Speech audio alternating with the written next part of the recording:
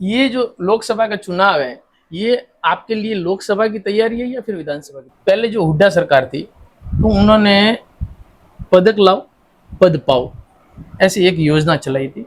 मनीष ग्रोवर को अगर आंख उठा के देख लिया तो आंख निकाल लेंगे। आप मंत्री होते हुए भी आपको कुछ वोटों से झेलनी पड़ी है, उसकी वजह क्या? नमस्कार, मैं जवाहर राजपुरोहित। लोकसभा चुनाव का माहौल बना हुआ है। राजस्थान के लोकसभा चुनाव पूरे होने के बाद हमने एंट्री की है हरियाणा में, और हरियाणा के पूर्व मंत्री 2014 से 2019 की सरकार में मंत्री रहे मनीष जी ग्रोवर साहब से हम मुलाकात करेंगे। नमस्कार साहब। धन्यवाद। लोकसभा का चुनाव है, माहौल एकदम तेज बना हुआ है, सारा दिन आपको घूमना पड़ता है, थकावट भी महसूस होती होगी। तो ये जो लोकसभा का चुनाव है, ये आपके लिए लोकसभा की तैयारी है या फिर विधानसभा की तैयारी है? वर्तमान में लोकसभा चुनाव, देश के प्रधानमंत्री तीसरी बार नरेंद्र मोदी जी लाल किले पे झंडा फहराएं, उसके लिए रोहतक की पार्लियामेंट सीट जीत के जाना, ये हरियाणा हमारा की संकल्प है। हरियाणा की 10 सीटें हैं। 10 की 10। 10 की 10। कल मैं सर्वे कर रहा था तो ऐसे थोड़ा माहौल भी दिख रहा था कि हुड्डा साहब का कुछ माहौल वहाँ पे दिखाई दिया। तो वो बात होती है तो फिर आपसे जो आपके आसपास के लोग हैं उनसे भी मैंने बात की, तो कि नहीं नहीं ऐसी बात नहीं होती है। कल एक बंदा मुझे मिला है, वो बता रहा है कि भाई बातें सब हुड्डा साहब की करते हैं, जब लेकिन अंदर वोट देने जाते हैं तो सब कमल के बटन को वोट दबाते हैं। क्या ये ऐसा माहौल वास्तव में है? ये कांग्रेस का कल्चर है, हु करना, अच्छा। शोर मचाना। वो शोर मचाने वाले वोट है। जो वोट मोदी जी को देना चाहता है वो अपने आप मोदी जी के काम पर मोहर लगा रहा है, साइलेंटली बैठा हुआ है। वोट 100% रोहतक की सीट यहाँ पर और हरियाणा की सभी सीटें कमल कपूर मोदी जी के काम पे मिलने वाली हैं 10 साल। इसलिए हुड्डा का जो सपोर्टर है वो ज़्यादा शोर मचाता है, उसके शोर से आम जो शांति में रहने वाले लोग दुखी रहते हैं उनसे। एक माहौल तो बिगड़ ही जाता ना, लोगों को लगता है कि यार वास्तव में कहीं ये ऐसा तो नहीं हो जाएगा। वास्तव में ये होगा, यहाँ से कमल का फूल जीतेगा 2019 की तरफ। जब मैं रेवाड़ी में तो गया ना, तो वहाँ पे तो बीजेपी की धूम मची हुई थी, लेकिन रोहतक में आया ना तो थोड़ा ऐसा लगा मेरे को। इसलिए ये सवाल करने का वजह यही थी। अब विधानसभा के चुनाव भी आ रहे हैं, ज़्यादा तो समय नहीं, लगभग मेरे ख्याल से 4 से 5 महीने रहे हैं। तो उसके लिए भी या आज की कुछ तैयारियां होगी यहाँ से? हमारी तैयारी, एक चुनाव खत्म होता है दूसरी चुनाव तैयारी हो जाती है। 2019 के पार्लियामेंट के चुनाव आए थे, 19 के विधानसभा के चुनाव, तुरंत हमारी पार्टी लगती है। हमारा वर्कर कभी बैठता नहीं है, हमारी पार्टी बराबर काम करती है, सत्ता में रहे या सत्ता से बाहर है। इसलिए कार्यकर्ता बराबर, संगठन बराबर चलता रहता। हमारे एक दिन की तैयारी नहीं होती, हमारे 500 साल नगर निगम, नगर पालिका, पंचायत, जिला परिषद, MLA, पार्लियामेंट बराबर चलते रहते। अब जैसे मोदी जी कहते हैं एक देश एक इलेक्शन, तो अगर ये हो जाएगा तो थोड़ी शांति नहीं होगी? बहुत उसमें शांति पार्टी को होगी, जनता को राहत मिलेगी, जनता को खर्चे कम होंगे, जनता के विकास होंगे।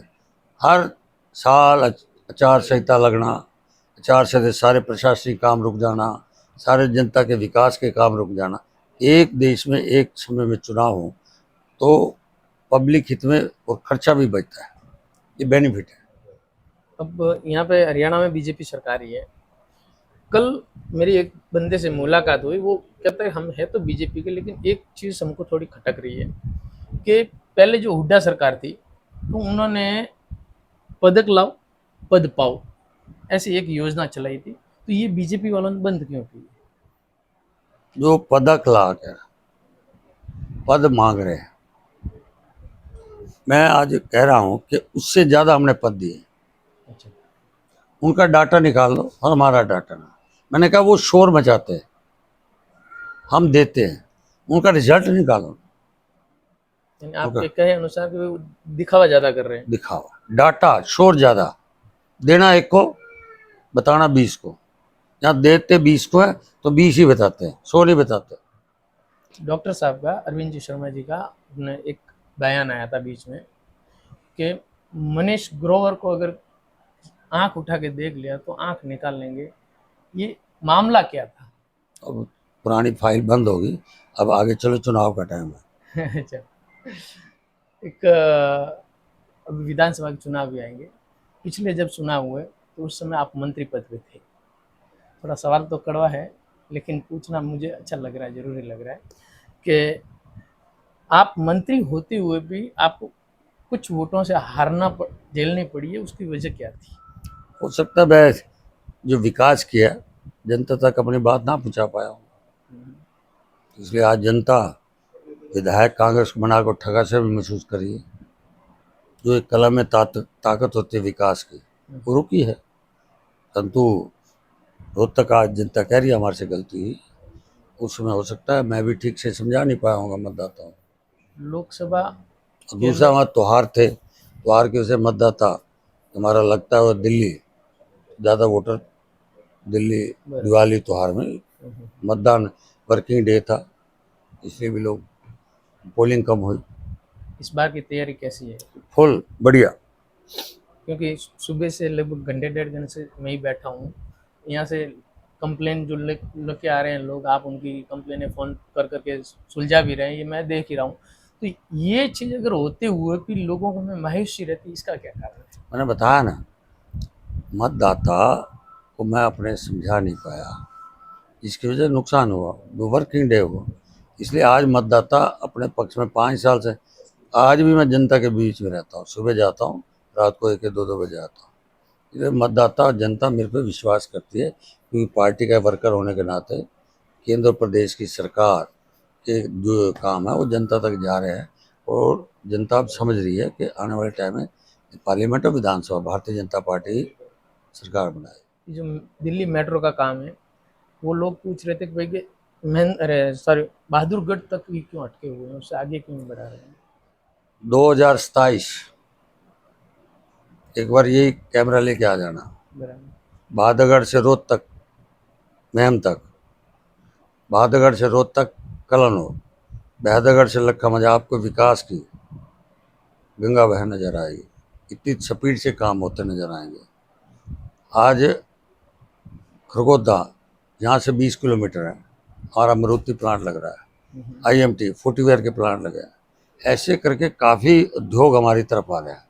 10 साल में भूपेंद्र हुड्डा में एक सिर्फ दिल्ली रोड सिर्फ एक फौजी ढाबा नज़र आता था, अब रात को एक बार कैमरा लेके जाएं तो 24 घंटे वहाँ पर ढाबों पर लाइन लगी रहती है। इतना लोगों का, टूरिस्टों का आना जाना। और आने वाले समय में अंदर एयरपोर्ट हमारे रोहतक के साथ मिल रहा है, तो लोगों को और काम मिलेगा, इसलिए इलाके में काफ़ी काम लोगों को मिल रहा है। अब चुनाव तो होनी है, 25 तारीख ही है, ज़्यादा दूरी नहीं है। आपके हिसाब से जीत भी जाएंगे, लेकिन जो ये लोकसभा है, इसकी जो 9 सीटें हैं विधानसभा की, इसमें से अभी लगभग लगभग 8 सीटें कांग्रेस के पास हैं। तो ये सारी की सारी ये चुनाव की वजह से कवर हो जाएगी? उल्टा होगा 2024 में, 8 बीजेपी जीते। और जो 9वीं बीजेपी की है वो तो है, वो तो है ही। वो तो आपने 8 कही क्लीन ना, चिट कर दोगे? 8 कही ना आपने। हाँ। 8 कही, मैंने 8 कह रहा हूँ, 9वीं तो है हमारे पास, 8 की बात कर रहा हूँ। 8 के 8 बीजेपी जीते।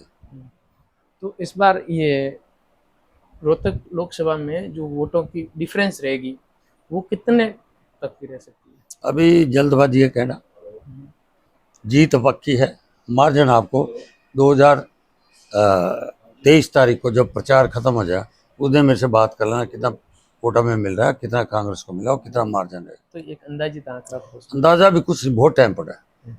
अभी बहुत हमारे नेताजी आ रहे हैं, नेता आएंगे, मोदी जी आएंगे, अमित शाह जी, योगी जी आएंगे, तो राजनीति का आने वाले समय के और ग्राफ हमारा बीजेपी का बढ़ेगा। मोदी जी रोहतक के अंदर ही आ रहे हैं या फिर आजू बाजू की किसी रोहतक पार्लियामेंट में आ रहे हैं। रोहतक पार्लियामेंट में?